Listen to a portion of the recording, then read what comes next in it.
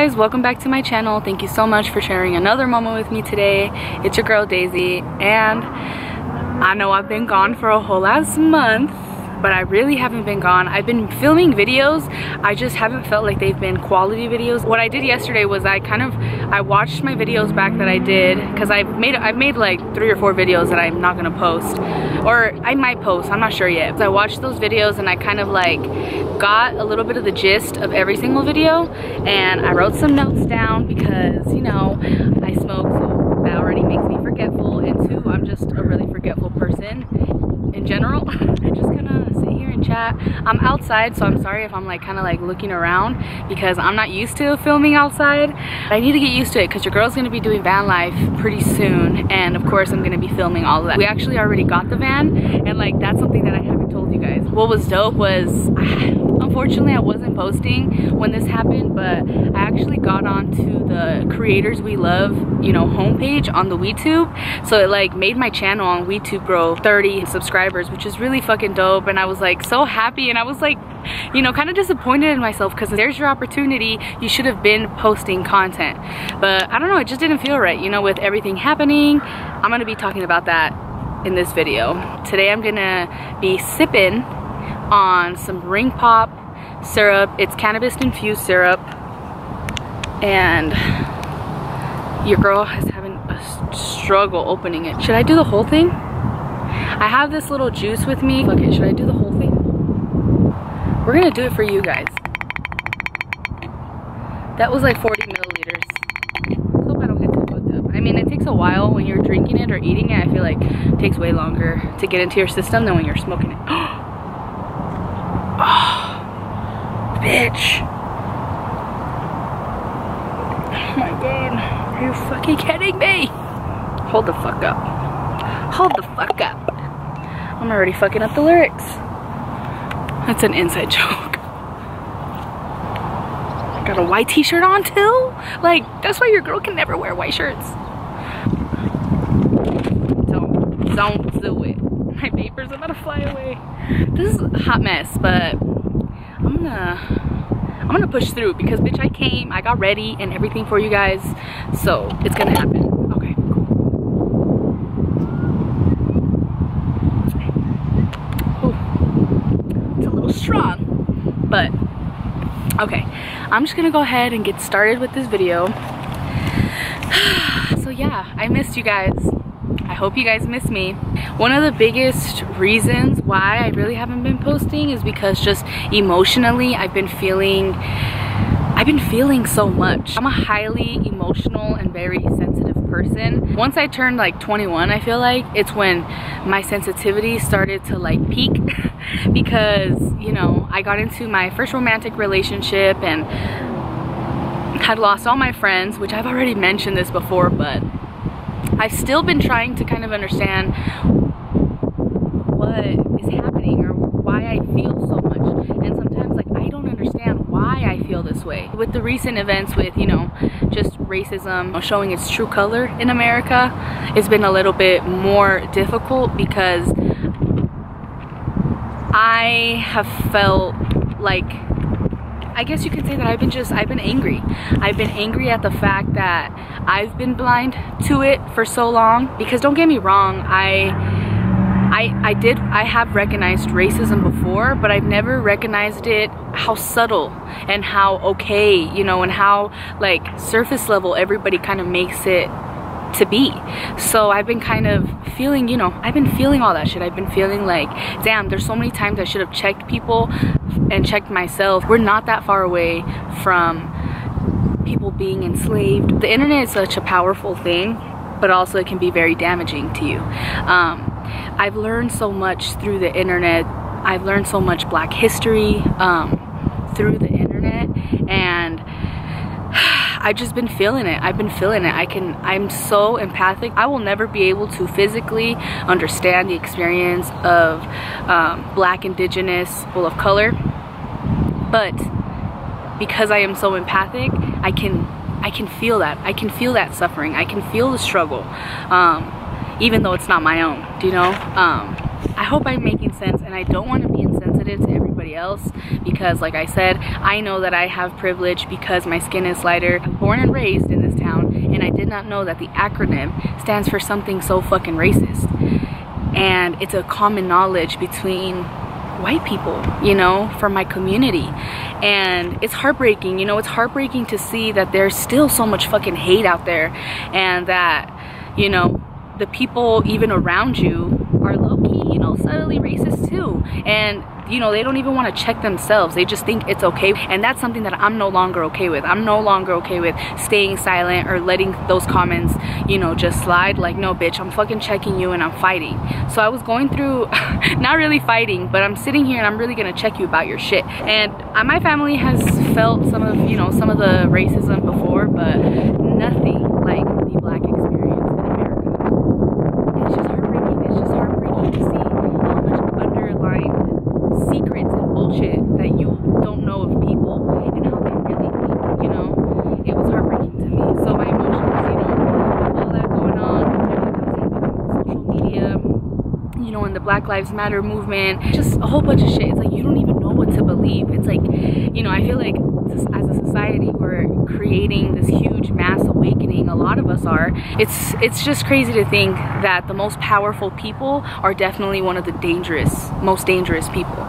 And for so long, a lot of us have been wiped of our culture, have been wiped away from everything, our languages, and it's just disappointing. I just, you know, I feel so much, so it like enrages me. It's motivated me to keep doing the shit that I want to do, you know, keep having an open mind, keep having these conversations with people like I'm having right now. It's these uncomfortable conversations we have to have. They have to happen. They have to happen if we want real change. For real.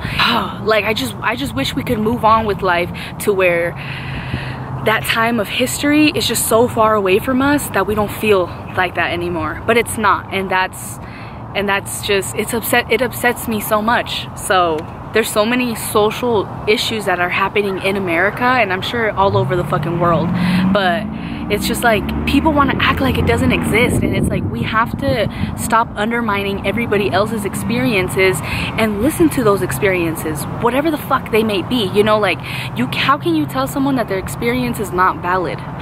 Like, what? It's just yeah.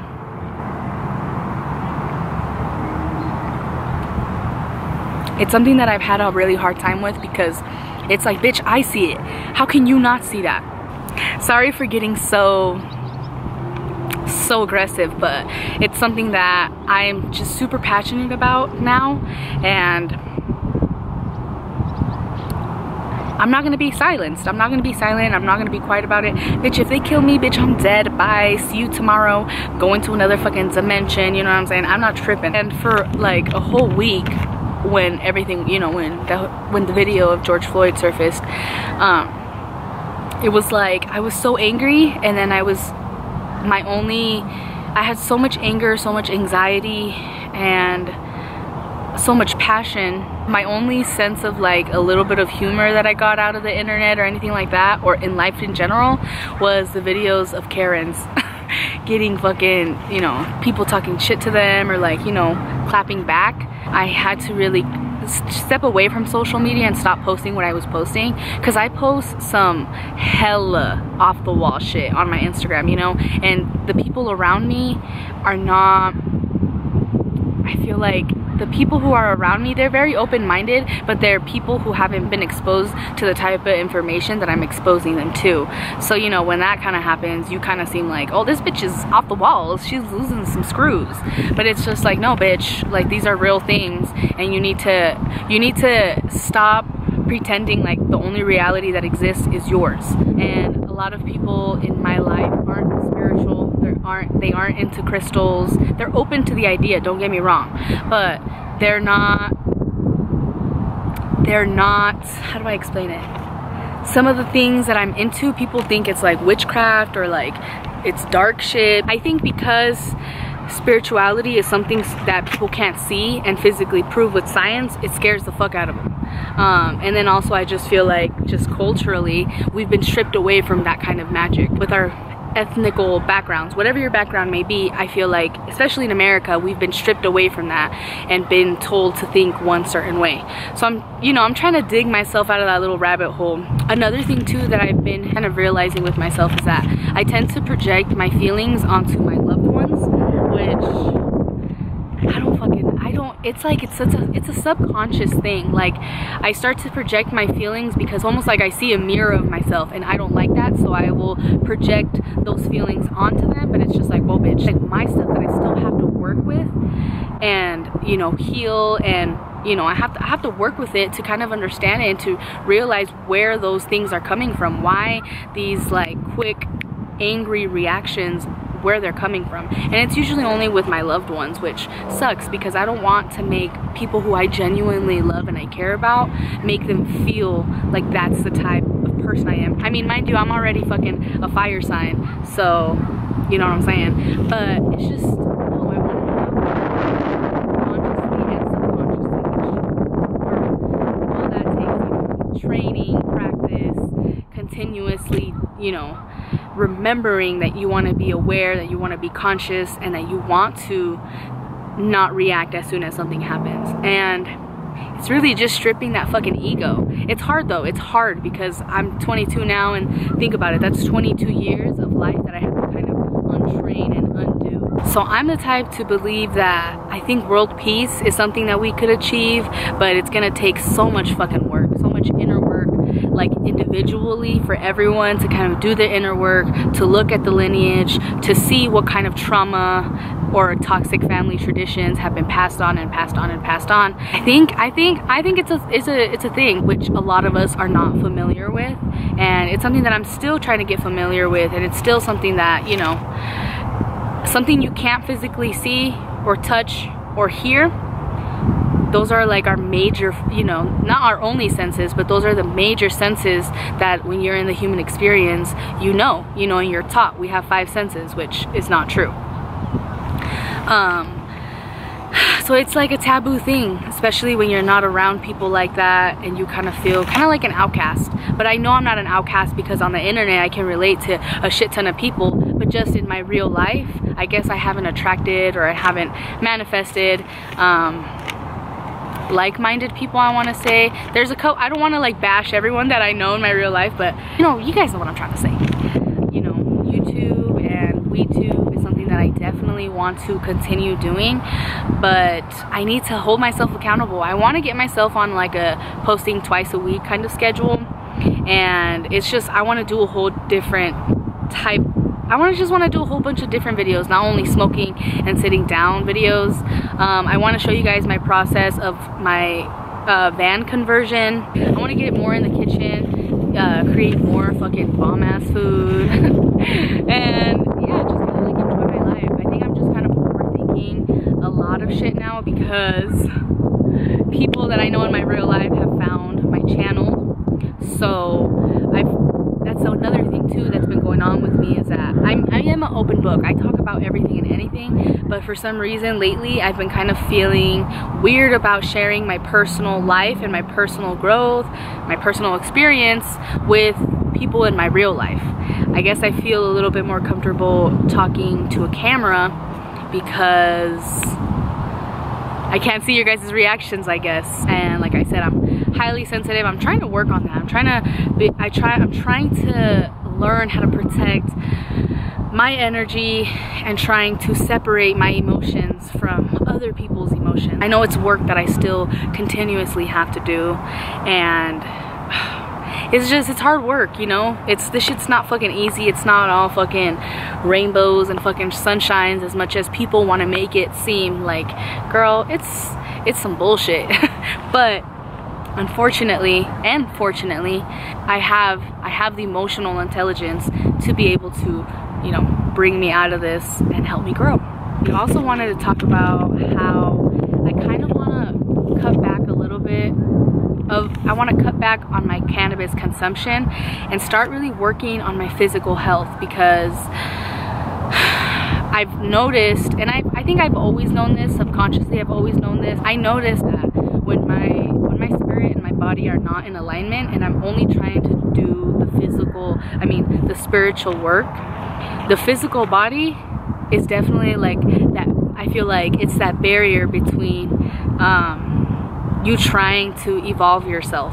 Like, you know, I notice that when I'm eating like shit and I'm not taking care of my body, when I'm not exercising, well, I haven't been exercising for like a whole year now, which sucks, but when I'm not physically taking care of my body, I tend to stray away from any kind of spiritual practice or any kind of self-care that I love to do and I enjoy doing, but it's almost like, I don't know, it's like a blockage that it creates. And I do notice that because naturally I am a little bit lazier, cannabis kind of aids me to be a little bit more lazy. Like every time I smoke, I just want to chill. I'm just chill vibes, relaxing, and I want to be more active. I want to, you know, do videos where I'm like going on hikes, but cannabis is definitely going to be a part of my life, I think, for the rest of my life.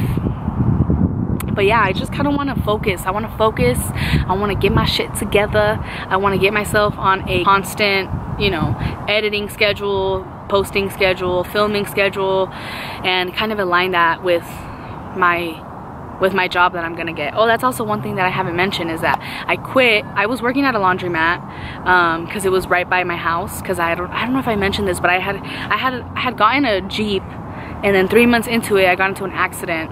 And I didn't have a car. We went from having no cars to having 3 cars. How does that happen? I have no fucking idea. My life is always changing and always moving, and I want to film more of it. Like I went to Seattle to go pick up a car, and I filmed the whole video for that, but I didn't like how it came out, so I just never posted it. I was gonna film on my Vegas trip when we went to go get our van. I did a compost bin. Didn't post that. I think I'm still gonna edit that and post that because it's all right. I'm not hella proud of it, but it's all right, and I think it's cute. It's something that I want to post. But yeah, so please, if you enjoy my videos, give it a like, subscribe. I'm gonna try to be a lot more consistent. I'm not gonna try, I'm gonna be more consistent, girl, because I'm tired of this inconsistent, unmotivated Daisy. This version, she has to go. She has to go, and we're gonna need to work. You know, we're gonna need to work on that ass. We gotta get rid of her because I need to prosper, man. I need to push my goals, and I just wanna elevate myself to like another version of myself. So yeah, thank you guys so much. Again, I appreciate you guys